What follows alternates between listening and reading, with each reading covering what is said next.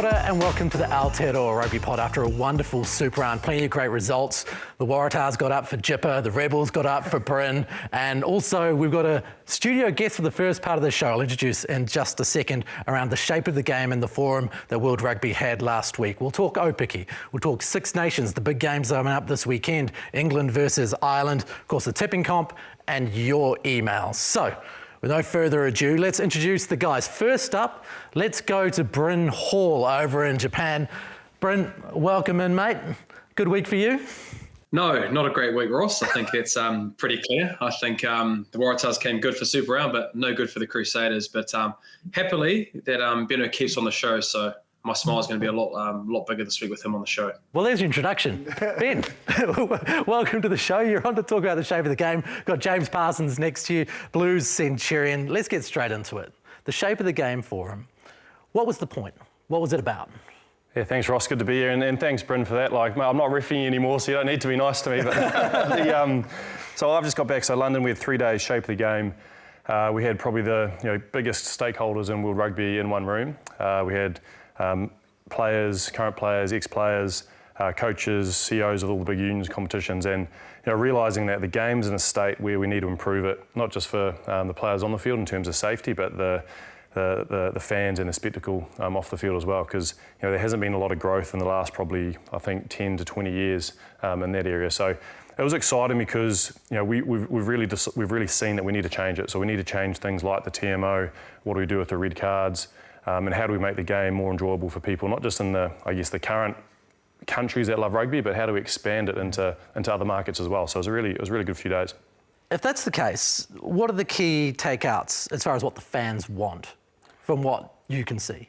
I think the fans, when they're watching a game of rugby, they don't want to be on their phone. They want to be watching the actual game. So whether they're in the stand or they're at home watching it, they want to be entertained by tries, by good contests, by the ball moving.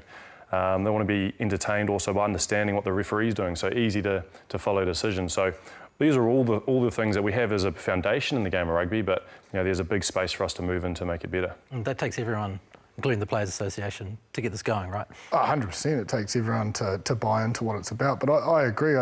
So often you hear that our game's viewed in that highlights package. Whereas if we can get more ball and play and keep it really active, then people are going to be more engaged in the 80-minute product.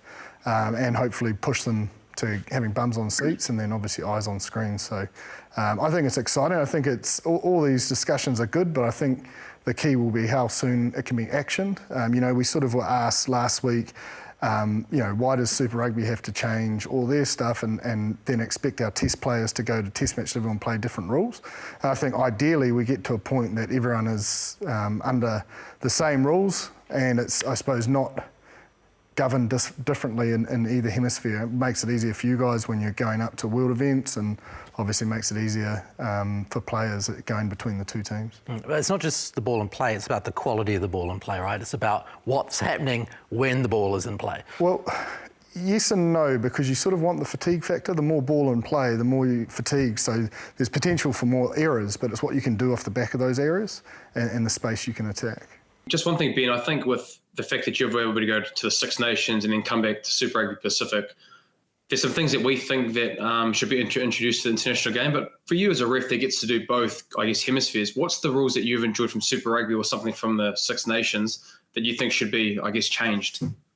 Well, I think, for a few years now in Super Rugby, the great thing about, it's a closed law trial that we get to do in these competitions. And so in Super Rugby, we've done that with the 20-minute red card. And, we saw a handful of red cards over the weekend in Melbourne, but we still saw the game move on. We still saw, 15 on 15 after, that player was punished. The teams weren't punished, the fans weren't punished when, we still got some amazing games. So that's one thing that when I come back and I referee Super Rugby, it adds to part of the fixture. And the changes that we can sort of adapt down here, we can basically say, look, we've done it for a season now, we've done it for 2 seasons, here's the stats, here's where we're showing the game's moving. It's actually something that we can bring into international rugby. So, you go from Six Nations, you go to Super Rugby, there is a bit of a bridge at the moment, and I think we're just trying to get that a lot closer. And hopefully, I know there's going to be meetings next week about decisions that are going to be made. I think they'll be able to sign things off maybe in about a month or two. And hopefully in July, maybe in the Autumn International, certainly before next year, we can start seeing those changes on the world stage. That's interesting. Steve Hansen came out and said, oh, this is all very wishy-washy, but really you've got to have a conversation in order to make the decisions in the first place, right? You can't just make a decision the first day that you meet. Yeah, exactly, and you've got to have the right people there to make the conversation. It was amazing after day one, we talked about, okay, what can change. Day two, we actually put in a structure of how to change it. And then day three, with some of the people in our room, Mark Robinson, our CEO, was there. He was really, really firm on what he wanted to change in the game. And I thought he sort of led a bit of a charge around that. And that was quite good to see. So I think there's been a commitment to be able to make those changes in those meetings to sign them off over the next few weeks. So I'm hoping we get a few green lights on a few things. Interesting thing about that, Jipper, is that I feel like in the past, the Northern Hemisphere and the Southern Hemisphere haven't necessarily been on the same page around all this stuff, but it sounds like that's changing. Sounds like it, yeah, because, I mean, if you use the 20-minute red card, they were heavily against it as players and, I suppose, the management side of the game. So, yeah, there normally is a wide gap, but I do think it is closing. The one that's always going to get probably stirred up between the two is, how, I suppose, a collapsed scrum, how many can we have? Because there's ideas of having one collapse and then you go to a free kick, but you can't go back to a scrum. Obviously rolling maul, once it stops once, you've got to use it. And those sorts of things, let's just say, would have an adverse reaction to a lot of people up in the north, because that's what a lot of their game's based around. And for them, that's what they enjoy. So we've got to be balanced in our approach as well, because we're all speed, but that suits our game and our style of play. But front rowers do love to scrum for penalties, and plenty of Kiwi front rowers love to do it too. Yeah, but I must admit, you don't want to have, like, it is frustrating even as a player. If you have two collapses, like we used to have punishments at training, that if we collapse scrums, you'd be doing a fitness punishment at the end, because it just slows everything. Like it's annoying for players as well. Like it actually gets quite frustrating. While we're talking about that red card, I know, Bryn, you'd go on about this red card and how good it is. What did you make of the fact that Geordie Barrett went off for 20 minutes, then come extra time, they were even at 15 aside? Because if it hadn't gone to extra time, you wouldn't have seen that extra person come back. I don't think I'd seen that before. That's the reason of why the 20-minute is so good. I think the Reds, considering that they had that 20 minutes, weren't able to obviously to get the result, and the Hurricanes really held in there. But I think for a team as well, you're able to, I guess, for that 20 minutes, hold on and knowing that you can have a guy come on to be 15 on 15 and to have a chance to win in an extra time. So, bar I say it would have been great to have that at the World Cup for the Kiwis with Sam Cane going off. But, I think having that and knowing how they did that bunker system as well, I think when I first saw it, I thought it was a red card. But I think the fact that they do have that kind of TMO bunker system, that they can put it as yellow card, and then, the TMO can make that decision very quickly, and it's a word in the air. It's done very quickly. So I think for fans as well, it's a lot easier. And I think, Ben, do you much rather have the ability to be able to go to a yellow card? Because if you were to, just a question, I guess, in that game, if you saw that live, did you think there would be a red card? But the fact you have that yellow card and then the bunker can do that for you takes a bit of pressure off you as well? Yeah, I'm such a massive fan of the bunker. It's not really just to take the pressure off me. I've been in situations where, you have to give those big decisions in a game. The issue is that when you're giving a decision that's really important for the game, which a red card is, which might mean 20 minutes, it's still a full red card, a full game if you give it immediately. So if you don't use the bunker in Super Rugby, so that's a little bit of a side law there. But I think that if I was going to give that as a red card, even if I wasn't using the bunker, it would take me about 7, 8, 9, 10 replays, okay, to be able to make that decision, to be sure. And the point of the game and the point of the bunker is to be able to speed it up. So, the referee on that day was able to see 2 replays. Yep, it's a yellow card. It meets, it's foul play that meets the yellow card threshold. And we're going to, the game's going to continue while they then go through the detail of all these extra replays to see if it should be a red card. So that's the benefit of it. It just speeds the game up. I think that's a key point, though, just that other rule, because a lot of people with this 20-minute red card, not to get stuck on this, but will be like, it's not enough punishment. But refs have the ability in the moment to give a red card, which takes them out for the game if it's like a thuggish act. And I think that's a big part of, we can't just go to the 20-minute because we don't want to obviously not be able to punish those players that may be, doing things purposeful. And I think that's a big question in the north. They still want to make sure that the player is getting punished. And the argument for that is that we still believe that player still is going to be punished, but the game's not going to be punished. They're going to be punished off field, whether the sanction is a longer time or maybe there's a monetary fine as well. So I think you're right. It's a stepwise process to be able to get to that point. So when you look at the way the referees approach this forum, is that what you're giving feedback on? Is it the way that the rules are actioned? Or are you also stepping into other areas? Because, everyone's got good ideas on the flow of the game. Were you given specific areas to go in? Or was it an open slather to say, well, this is what we think? Yeah, they were just basically told from our Match Officials Association, ERMO, like, what do you guys think the game how should it change? And the great thing for us is that we basically say to the players, the coaches, everyone in rugby, tell us what you want, we can implement it. We can do whatever you want in terms of how you want us to referee the game, but we'll also let you know what that might look like.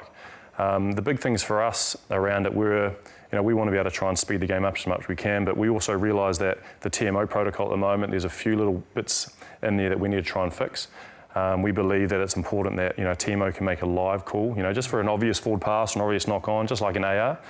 So that we don't then, we play on and we have a try, then we have to do a review. So again, we're trying to, speed up the game as much as we can. So that was a big one, trying to remove the caterpillar ruck, things like that. But we need to work with players and coaches to be able to do that too. So it's quite collaborative. From a referee's point of view, let's say we take the caterpillar. What are the issues for you with that particular thing that became so prevalent in the way that the Springboks, I suppose, were very strong, getting good field position, putting on pressure, using that? I think it just slows the game down in terms of, if they build a 4, 5, 6 person caterpillar ruck, that's probably 20 seconds that has gone to a box kick, and it's pretty hard to be able to defend that when you're that far away, when you're on the defensive line. So for us, but then we realise and we tell everyone, well, actually it's just current law to say use it within 5 seconds. So we just need to be a bit more stricter in that, and that's something that we can take away from the meeting. I think that's something you do really well, and not to blow smoke up your backside, but with the line out and scrums, you constantly can hear you say, no, let's go. I think if that could be consistently applied, because I think at the beginning of last season, that was really good early. I think that I still recommend people watch that Chiefs Crusaders game that you did down in Christchurch. I just thought that was the best game ever because it was just pushed. And I think if we can get that sort of consistent application, it's just, I don't know, it just seems like it goes so much quicker. Yeah. I've got a meeting with the boys tomorrow, so I'll let them know. Big tick from ARP. So when you look at those conversations that go on, what's your approach to the running dialogue? Because I know you see some fans go, geez, all I hear is the ref talking, and other people go, well, that's great. It allows the game to flow. What's the balance there? So I think there's two types of running dialogue in a game. There's the running dialogue that is between the assistant referees and the TMO, and you need that. Like, the game needs to be refereed by all 4 of us now. It's really hard to just do it by myself. So I like my TMO talking to me during the game. I like my assistant referees talking to me about space during the game as well. I might see something, I might be obstructed. Have you guys seen that knock on? They'll then feedback the information too. But then there's a little bit of the other dialogue, which is to the players, and that's actually to try and control the game. So, if there's been a really good jackal or a really good contest over the ball, but that player's lost it, if I just say lost, you've lost the ball, and then it means that the ball can come out and be recycled, then I'm really happy for that as a referee. I think there's a fine balance though, because you don't want to be talking too much, so that players start ignoring you, it becomes that white noise. But you want to be able to talk enough so that players that win the ball should win the ball, you have a good contest, and you can keep the game moving. And the feedback you get from the players on that, what do they say to you? Is it good? I think it's good, but also I think the development you guys have done by going into the super squads is actually grown both players and refs' understanding of each other. I think it's something that hopefully other nations can do, because you learn so much that it means there's less stoppages, there's less infringements on the weekend, because you've got someone who knows how they're going to be interpreted, and also seeing your training habits and going, well, don't train that, because that's probably going to lead to a penalty. And so it's been good for coaches, players, and I think, like you say, you don't want to get into a position of coaching players in games, but you've got to let them know what you're thinking and seeing. Were you refereeing Johnny Sexton at one time and he said you can't coach the players? Was that you, Ben, or was it another ref? No, that came out of the Ireland-South Africa game at the World Cup in the pool game. Yeah, so he sort of challenged me on that, and I was like, yeah, that's a good point, but look, I'm still going to tell you what I'm thinking just to help the game. It might be you, it might be, it might benefit Ireland, it might benefit South Africa. But you're right, it's that, we're just working through, okay, you don't want to do it too much, you want it to actually, be quiet enough on the field that the fans aren't hearing you all the time either too. Johnny always had something to say, eh? He did. Stones and glass houses. Yeah. Now, before you go, I just want to touch on the Croc Roll, because it says here the removal of the Croc Roll is a key thing for player welfare and well-being. For the fans out there, what is the Croc Roll, and how is that having a bad effect on the game?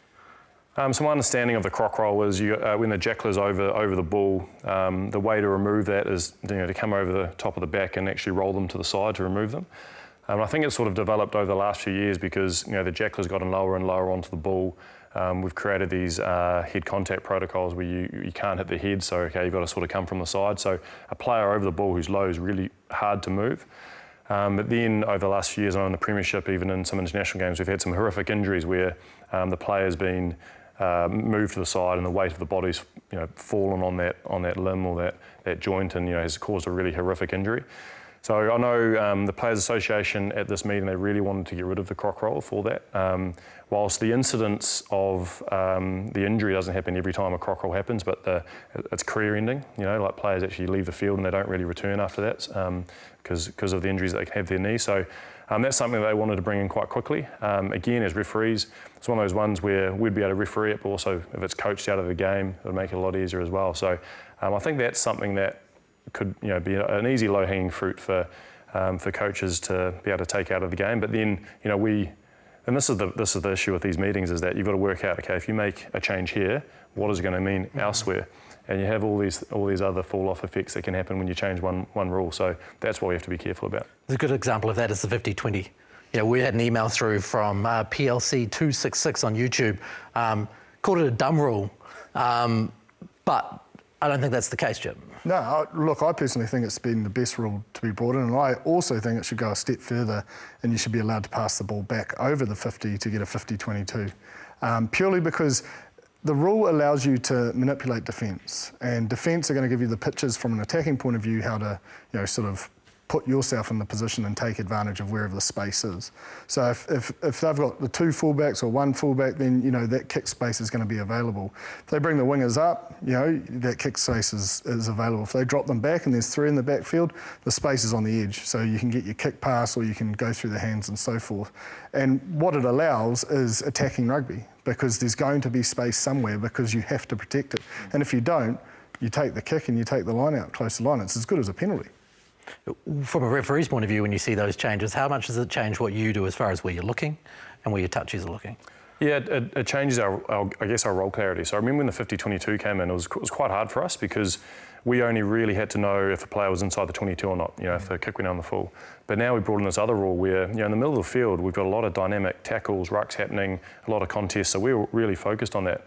But now we've got to throw in whether the ball's been taken back, whether it's been a tackle, whether it's been touched by the opposition, and then if it goes out inside the 22. So we had to just workshop it. We developed a bit of communication around it where, I'd call 22s on, as the referee, and then the assistant referee would, obviously if it goes inside the 22, would know that it's to the same team.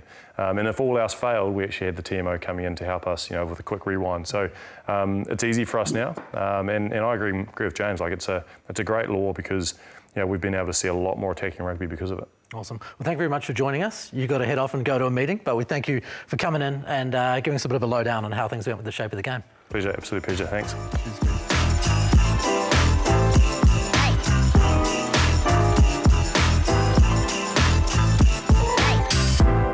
Now, I don't know where to start with this, the Crusaders Waratahs, because you're probably providing the motivation for the Waratahs. Maybe Darren Coleman played last week for the team. And Bryn, the Crusaders, you mentioned before the evening up. Let's start with you, Bryn. What's going on with the Crusaders? Is this just an evolution? It's going to take them time? Because they don't have much more time. They've got a tough draw. They've got to start getting it right. Yeah, I think it was. I think it's going in nicely to my plan of them finishing third, I think. But no, to be honest, I think the word that I use with them is probably clunky. I think I talked around at the start of the year, unfortunately, with the All Blacks and them coming back and not getting the preseason games like other teams have had. I mean, that's their choice that they tend to have them later in the, I guess, for the first round. It takes them a while to get their mojo going. And I think you look on the weekend, they had 18 errors, which you don't see a lot with them. Their line-out was around 78%, which you don't see.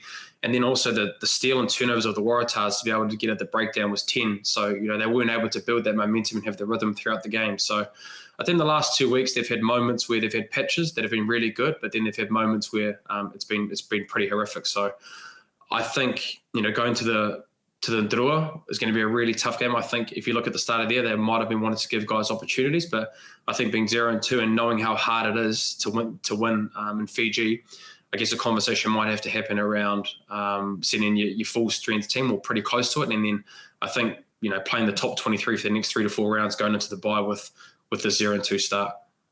What did you make of them?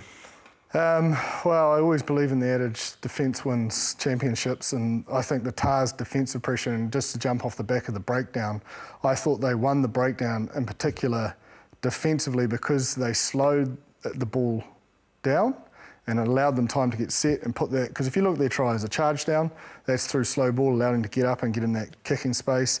An intercept from Gordon, although he is a freak. We even asked him that question, does he plan it? But again, defensive pressure on the inside. And so a lot of their points came off the back of the work they did in defence. And I think you can build a season around that. They'll get a hell of a lot of confidence. And obviously big fans of the pod because I've just said, get out of here, Parsons, you don't know anything. So I'm actually really happy for Coleman because he's a great bloke and a really good man, and he was probably looking down the barrel if they didn't pull this off. And look, he'll need a couple more good weeks, but from those signs and the ticker they showed on defence, they can be really confident. I do think though, to look at the Crusaders, and this is very rare, Bryn, the amount of rugby they played in their half, 30% of their rucks were in their half. And compared to if you use the Chiefs, who were probably the best team on the weekend, I think in their own half, they totaled 12%. The amount of errors they had, those 18 errors, I do think that's increased purely because they played more rugby. So I think they've got to go back to what their DNA is, and it's not playing in their half, it's around that sort of contestable kick game, maybe using your 50-22s and so forth, and really letting the opposition, they almost strangle you to make the errors versus them making the errors. Yeah, and I think just lastly in that, I think, they had 6 kicks in that first half, which, they obviously had a game plan around holding the ball and wanting to be able to build phases to put the Waratahs under pressure. But, you look at, I think, probably the pinnacle of the two teams in the Super Rugby Pacific is probably the Chiefs and the Blues in terms of their kicking. Now, if you look at Damian McKenzie and Stephen Perifetta, a lot of those times in the game when they weren't getting their momentum, they were putting contestable kicks on either side of the field to be able to build pressure, and then you could have a turnover attack off that, or then being able to, I guess, restart your attack. So I definitely think that'll be one thing that they want to try and change up. They obviously back themselves in and around trying to play with ball in hand, but adapting on the run is probably one thing they didn't do very well on the weekend as well. I think, the set piece is a big thing around them to be able to have the momentum, but I think moving forward, we might see a little bit more of the kicking game and being able to, I guess, go back to that DNA of having contested balls and putting teams under pressure that way. They are normally the standard as well, Bryn, of when they go in the 22, they come away with points. And 10 visits, 4 tries, it's very un-Crusader-like. If you give the Crusaders 10 entries into your 22, you probably 8 out of 10, wouldn't you think, Bryn, normally? 70% would be your kind of minimum around scoring points, whether that's a try or penalty. So, like I said, it's the 18 errors and the breakdown area. The Waratahs definitely won, having 10 turnovers. So, I think we'll see a bit of an improvement around that breakdown area, being a little bit more ruthless and, I guess, possibly a leaner menu and just making it real simple for younger guys that are in that squad that haven't played probably to the continuity of some other clubs at the moment. So, I'll probably see a big shift in terms of the breakdown area for the Crusaders against the Fijian Drua this week. And this might feel a little bit premature, but we've had an email come through from Chris Minto, and he's talking about Rob Penney. Email us on Aotearoa Rugby Pod at sky.co.nz. He talks about his, probably lack of winning records with Munster, the Shining Arcs and the Waratahs, and just questioning whether he's the right man for this job. Is it a little bit premature to start going down that alley after 2 weeks? I believe so, because he had a pretty successful record with Canterbury that led to those opportunities with those teams. And you've also got to acknowledge there's been a lot of change. A lot of change in the coaching group, but a lot of change in the playing group. So there's players that are used to hearing from the Whitelocks and co, actually having to step into those shoes and run the cutter. And do not underestimate the whole Richie Leaves. Like he is the Crusaders. Like he is the man. He's the guy that everyone turned to for the last 6 years when the pressure was on to lead them out of it. I think I I think it's not, like, they came back pretty well against the Chiefs, and I was only singing their praises last week. Only the Crusaders could probably find their way back to win that sort of game, and I just think they had an off day, skill set wise, and I think they got their tactics wrong. Okay, well, that's enough about the Crusaders. Let's move on to some of the teams that won on the weekend. Firstly, let's talk about the Blues. The Blues looked really strong against the Highlanders team that really pushed them. Yeah, I mean, I'll say it again. Talking about Richie, I think Stephen Petafeta's, he's taken the bull by the horns and directing that team around, and I think acknowledging the pack, 100%. Compared to 80% at set piece for the Landers, and I do think that is the difference. Setting that platform and Hoskins Tututu allowing to play his game. But I thought Akira Ioane, 18 carries, most carries on the field, like he was busy. So competition in the team. I think the most pleasing thing is it's very rare we've probably seen the Blues make that many changes after a good round one win. And it can be a double-edged sword, but it shows that the wider squad, it shows to the whole squad early on, if you train well, you will get an opportunity to play, and then, with that competitive edge through the week makes them better. The one area I know they won't be too happy with is again, they were probably around that 80% mark with entries into the 22 coming away with points before this game, but they were around that sort of 50% in this game. So for 60, they had about 64% possession and 55% territory. So they had a lot of ball and a lot of field position. They just probably would have liked to have won with a bit more points. Bryn, this is a Highlanders team that, even though they lost that game, are showing week on week that they're probably going to be real strong by the time we get to the playoffs at the end of the year. 100%. I think, man, they've got enough there, and I think, the scoreboard obviously dictated how close it was, but I genuinely thought it was, even then when they scored that last try with AJ Faleanga. I think their phase attack, Jip, and their ability to be able to score very quickly. I think, you look at Petchell's offload, but then there were a couple other tries that they had, like Withy's try, just examples of them being able to be really clear and executing, 2-3 phases to score tries, which is really hard to do this day and age, to score off that low phase count. And I think, Whanau Whakatava and Petchell, their combination, I think is going to get a lot better. They had an outstanding combo on the weekend, and I think the Blues just really took it up another level in that last 30 minutes. I think the counter-rucking and how much bad ball they gave Hasty, who was obviously on for Whanau Whakatava early in that second half, wasn't able to get the good quick ball that they were able to get in the first half. So that's a credit to the Blues, and I think they're playing a lot of rugby at the moment. I think Jip is going to win them games in May, June. Their forwards are dictating a lot of the term inside the 22, and also their carries have been able to just brutally, physically dominate teams. I think they did that to the Highlanders. I think they weren't able to stay with them in those periods. But no, I think the Highlanders is enough there. I think they're definitely going to be in contention for the finals. They'll continue to keep getting better. I think the only thing for them, I hope, is that there aren't injuries, even though they are starting to build some depth. But I'm liking what I'm seeing, especially with the combination of Whanau Whakatava and Reece Petchell on the weekend. Let's touch on the Chiefs, because they were incredible against the Brumbies. They can just cut a side open, Bryn, whether it's the big ball running forwards or it's those backs. They look the business.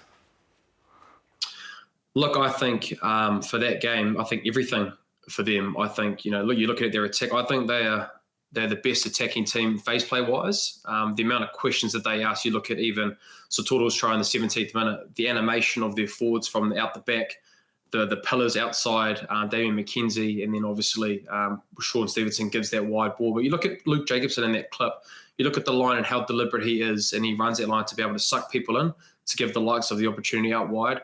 Their full team is doing that all the time and asking really big questions. And even, Damian McKenzie, he doesn't need a lot. I look at Richie Mwanga when he was at the Crusaders, that 4th, 5th defender. If your forwards are running those tight lines, the great tip lines, and he's going at a proper or forward, it's really hard to defend. So the animation that they have in their face play shape at the moment, even their specials, and the amount of preview that they're getting right. You look at the one where Damian McKenzie gets the overthrow and the inside ball. Rob Valentini, is obviously he's the last lifter at the back of that line out, and they've seen that, and they've then been able to execute and score a try off that. So attacking-wise, I think they're in a great position. But I think defensively, there were so many hits that they did on the weekend with the likes of Jacobson. You would have loved to have seen that. But his shoulders, Finau, Tupou, And I guess just all those players just absolutely smoking people physically. So, look, I think they're in a really great spot, and they're building some great depth. Brad Weber was there for a long time, but you've got Xavier Rowe who's starting well, and then you've got Cortez Aotearoa scoring 2 tries and having that 1-2 punch, which is really important in Super Rugby Pacific, I believe. So, yeah, Chiefs have started off hot form, and I think, that hangover, if you thought there would have been a hangover maybe from the last year's final, they have definitely not had a hangover at all. If anything, they're leading the team. They're leading the competition in a very, very positive way. Yeah, I don't think they're hungover. I think they've got a bit between their teeth. Hair of the dog. to get. I think they're the complete package at the moment. Like, they're putting out some world-class numbers. So on the attacking side, they had 16 clean breaks, 50% gain line percentage. So 1 out of 2 carries they're getting across the gain line. And the other ones are probably neutral. There's not many going backwards. So they're clinical around the breakdown. They've got quick ball, and they've got the skill set to punish defences because they don't let them set. And then defensively, like Britton said, they forced 19 turnovers. They tackled at 94%. And the key stat is at 34% gain line for the Brumbies. So again, more times than not, they are shutting them down behind the advantage line, which would be forcing them either to kick not on their terms or forcing an error. So both sides of the ball, the only thing they'd probably be disappointed is a couple of tries they butchered. Definitely, Rowe probably didn't know Sean was there, but he was away, wasn't he? But other than that, and I do want to make a comparison. When they won in 2013 and 14, they were the team that kicked the most, and it was the same on the weekend. Kicked 33 times. It was the most than anyone across Super Round, and it's almost their DNA. And it's not just all long tactical kicks. There's a lot of contestable and attacking kicks in it, but using the ball on the boot is a big weapon for them. So yeah, they are, Brumbies have got a bit to do though, because 77% D last week against the Rebels, 82.5% defence this week. That's just not Brumbies. The Brumbies are your low 90s, like it's almost a given. So I don't know what's happening with their defensive systems. They can't slow the ball down, which doesn't allow them to get set, which doesn't allow them to make dominant tackles. And it's not like they don't have big bodies of their own. So there's huge concerns for the Brumbies. I don't think they'll be the shining light that they have been for Aussie rugby in the past. Now, the game of the weekend, well, there are probably 2 of them. Moana Pacifica versus the Drua we'll touch on first, 39-36, an absolute belter. A gutsy finish from Moana Pacifica with 2 people in the bin, the Drua coming at them hard, and they still managed to get there. Yeah, and I think tactically they remained calm because they took that 3 points late in the game when they had those cards, and that 3 points was the difference. Had they gone for the corner and not scored, we would have had another golden point game. But I just think the work they're doing during the week is allowing them the opportunity to deliver on Saturday, and it's no surprise to me for who they've got in there, but we go on about it, old type 5 Parsons, yap, but Tom Commentary did it with the Chiefs. He really steeled up the Blues pack, and his fingerprints are all over that pack. He's a fantastic teacher, delivers his message with a great tone, and is almost infectious. You want to do well for him. It's like that father figure. You don't want to let him down. So. And you're his son. Yeah. Apparently so. But there's a lot to work on. Their line-out wasn't sharp. Their scrum struggled at times, but also dominated at other times. But we speak about it in terms of the balance. 33 kicks for the Chiefs, 15. I just think you'll run out of steam. You can't, it was a great game, don't get me wrong. Both sides didn't kick at all and they went from end to end. But to win championships, you've got to play rugby where you want to play rugby, not in the hope that you're going to do something special and waste energy. If you're going to waste energy and have 10 rucks in your own half and then just kick it away aimlessly, you might as well kick it off the first phase. So, I think they need to sort of work on that kick strategy. And then defensively, they were in the low 80s. So, again, it's that breakdown. They need to slow the ball down so they can get set. It's not a tackle thing. For me, it's definitely, we know they can tackle, we know they can hit players behind the gain line, but they need to slow that ball to allow themselves the opportunity to do it. Well, and because guys like Ravu Tamanda will get you. How good was that try? Incredible. With Darren Lungi, I think. Oh my God. How was he untouched? He just flew. That was, I screamed with excitement. My wife was like, what, do you have to scream all the time? I was like, mate, how can you not? Go have a look at this. And even she was impressed, so I think that's saying something. He was in everything. He was in the yellow cards. Yeah. He was in the tries. He was definitely made up tries. for the yellow card, though, didn't he? He did. He was something else. So good. And the other big game of the weekend, the Canes Reds. We talked a bit about it before, Golden Point, and how good a game that was. The Hurricanes getting through in that game. Bryn, what do you put it down to? Geez, just a bit of grit and resilience, I think. I think the Reds, really came up to play for that game. I think their forward pack, especially inside the 22 and their line out more, were able to put the Hurricanes under a lot of pressure, especially in the early part of that game. And then I think after that red card, the game was definitely in the balance. And I think the ability of, that Cam Roygaard try to be able to tie it all up. And then I think for that last 10 minutes, the Reds had the opportunities. I look at the 71st minute, the no knock-on by Rabai, and there was a huge moment. And then I think Ruben Love diving on that ball and showing some effort around being able to try and stop that try was massive. And I think Tossi had two big, massive plays. I think, the steal that he had to be able to put them in a position to then go down to the corner and then score that try, I think, to show the composure with a lot of young guys coming on in that extra time period to get the job done. It just showed a lot of grit and resilience. There'll be a lot of review from that. They could have done better, but I guess to be able to be in that position, a red card, find solutions and to get the job done, where I think the Reds probably let that one go away with those two opportunities in the 71st and 75th minute. Discipline for me. I reckon the Hurricanes are the real deal. They've got the squad, they've got the maturity. 14 penalties and they couldn't stop a driving maul. If you're going to give teams that many entries into your 22, you're going to have to steel up that defence. Because that's the only difference I felt. That's the only area the Reds won, was that driving maul. That's how they got the bulk of their points off the back of ill discipline. So, the Hurricanes, 91% defence. They put the Reds under immense pressure. They got nearly 55% game line. So again, it's all there. The stats are all there, but that 14 penalty count and that inability to stop a driving maul will be their two focuses, I believe. Because I just don't think the Reds would have been in the game had they not given away that many penalties. I know that sounds harsh, and it was, but the Reds did tackle at 82%. You're not going to be a force. Their forward pack is a real weapon, don't get me wrong, but they somehow need to ignite their attack out wide. They can't just rely on Paisami to just crash it over the game line and maybe, Jordan Petaia, doing a freakish. They need some real phase play threats. Les Kiss is like a league coach, so he'll have the ability to sort of train into them that sort of running lines and out the back plays and so forth. But if they don't get any bodies in motion that challenges defences, I don't see the Reds. They'll at this rate potentially make the 8, but I don't think they'll push for a semi or a final. We'll come back through to Super Rugby in a moment when we do our tipping. Have a look at our tipping comp towards the end of the show. But let's go to the Six Nations for now. Big weekend. England versus Ireland, obviously the big one. Italy versus Scotland and Wales versus France. This Ireland-England game is an absolute ripper. Reports out of England are pretty interesting this week, talking about how they're focusing almost completely on their defence, on mimicking the box defence, the blitz defence, getting up, with the reports saying that the backs are almost not touching it in practice, despite the fact they're not scoring at all. They do have Marcus Smith back this week, which probably should help their attack. But Jip, when you look at a team that's almost solely, if this is true, practicing defence, is that a position that England should be in, that they're building one small bit at a time in order to be successful, or do they have to focus on all elements of the game? I definitely think you have to focus on all elements.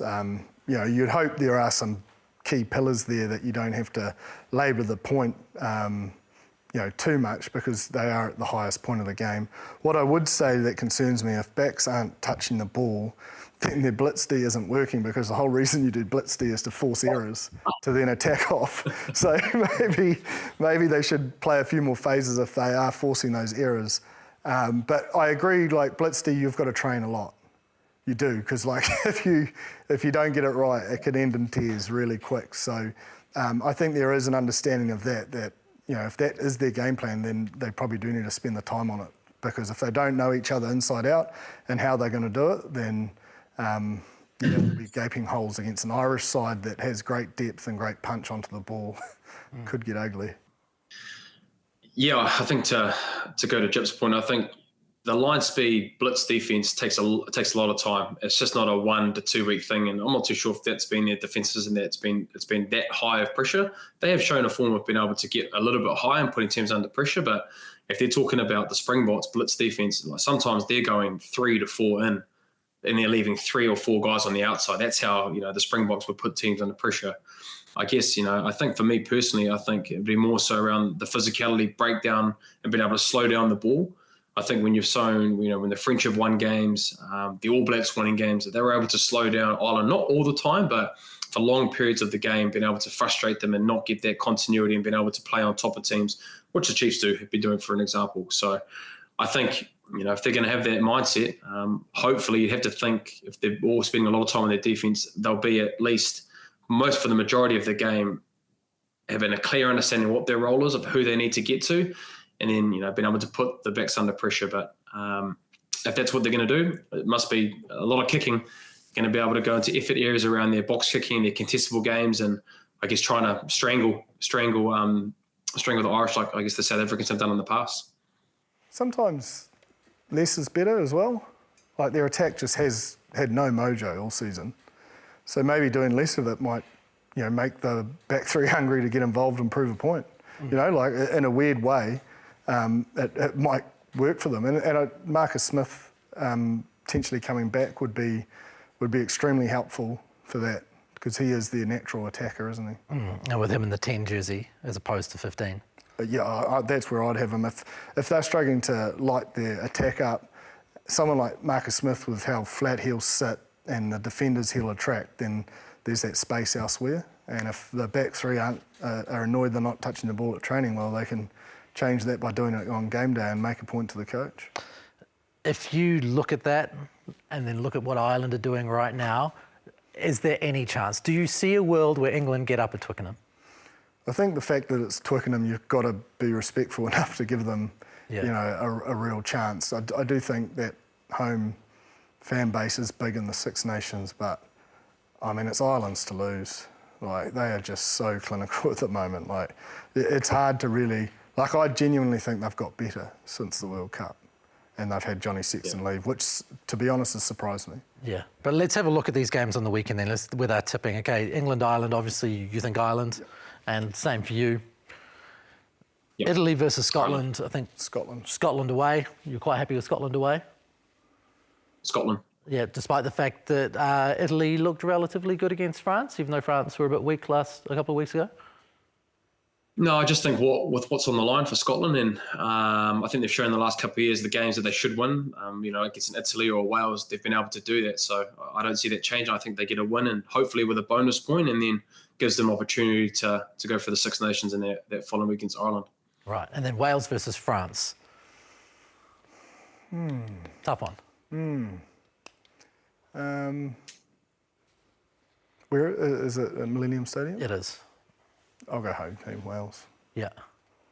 Again, it's a little bit of a squad one for me. I'll need to see the 23s to have a real strong feel where it's going. Feel for it, but on gut and the way the French are playing. But if there's ever a side in world rugby that can turn it around in a week, it's the French. Yeah. They could be amazing. So. But we can tell you who's not going to be there for the French, though, and that's probably as important as anything. Yes. But that result against Italy, I don't know. But I mean, Wales have had their moments. They've actually looked quite good at times. So Wales. Wales. And for you, Bryn?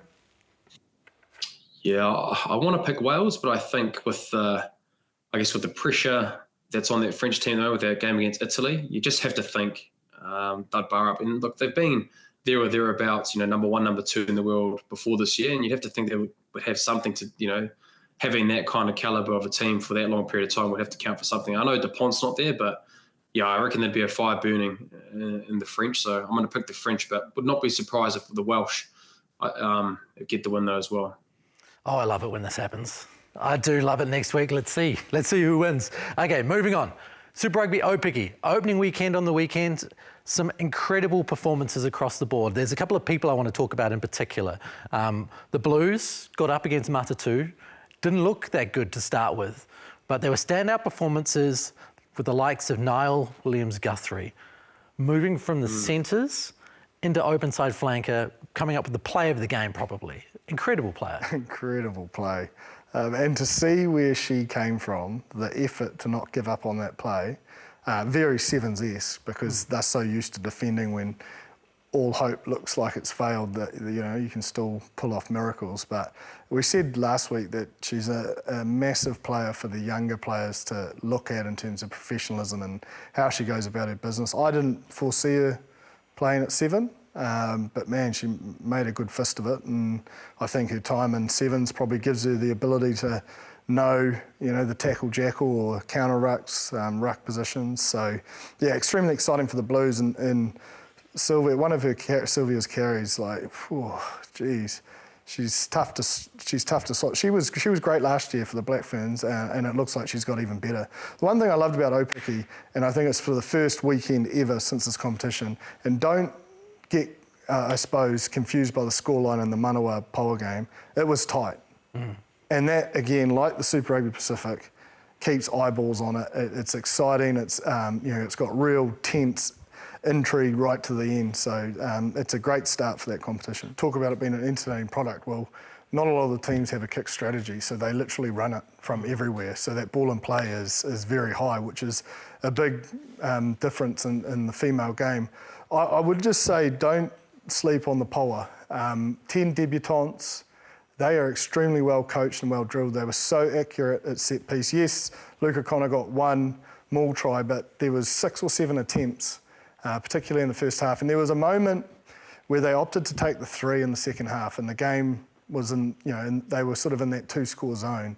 And the 3 points didn't make a lot of sense because it only took them to within 9 points. And I felt like they had them on the pressure. They had 3 penalties in a row. If they'd tapped it, gone to a scrum or gone to the line out, if there's another penalty, that's a card, and potentially you're getting the 7 points, and then you're right. I just felt like that was a turning point. They took the 3, they got the 3, but from that, the Manawa got down their field and pretty much scored 3 tries on the bounce after that. So it was a disappointing finish for the Power, but man, for a young team, and Hannah King, the first 5, I think she's 20. If you haven't seen the game, watch it. Like, you talk about flat to the line, ball in 2 hands, courage, like running, in between bodies and putting herself on the line, freeing up her outsides on debut. Mate, I genuinely think she's a future Black Fern 10. Blues versus Chiefs Manawa, where do you see that going, Bryn? Well, if the Blues can continue with their forward pack and the way that I thought they played against Mata too, I think they're definitely a big shot, considering with the outside backs of Brunton, I guess DeMont there as well. And Cottrell, I thought, was actually quite well, managed the game really well. But I think the Chiefs, they've got the depth in the squad. They've got that pedigree, and I think they'll just get the job done against the Blues, an improving Blues team. Heart says Blues. But head, Crystal Murray coming off the bench. Like, they've got Black Ferns coming off the bench. It just seems the squad's just too... Yeah. And they didn't play their best footy on the weekend. They were put under immense pressure by the Power, so they won't be happy with that. And I think a few people in new positions, new combinations, they'll be better for it. I think the Chiefs win. I'll still obviously have to pick the Blues, but yeah. I think the Chiefs will win. Power Matatu? Can the Power back it up? Yep. You think the Power will get up? Yep. All right. Okay, that's a big bold call. What do you think, Brent? Yeah, I'm not going to go for the Pie. I think Matatu will be pretty disappointed of not being able to get that job done, considering they did have a bit of a buffer in that second half and weren't able to get the job done. But I'll go Matatu just based around the experience and I guess a bit of a hunger to get that win of the season. But yeah, I was pretty impressed with the policy. You'll go Matatu because you're a Crusader. Just be honest, mate. At least I put it out there. At least I say with my patches on. No, I think they'll come back. They'll come back with a fire. I think losing that game. So, but I think for what you said, the Power, I was pretty impressed with the Power, and I just think it's going to going to be a tight game. So I'll go Mata too. I'll go against you, Jim. I've got to go against you, don't I? Devastating midfield. Can't have it all there. They'll need to warm up their shoulders. He's played his not Canterbury card by saying that the Crusaders will come third in the round robin. So that's but he went back on that card last week because he got peer pressured by the players ringing him. Okay, rightio. Well, let's move on to the Super Rugby tipping.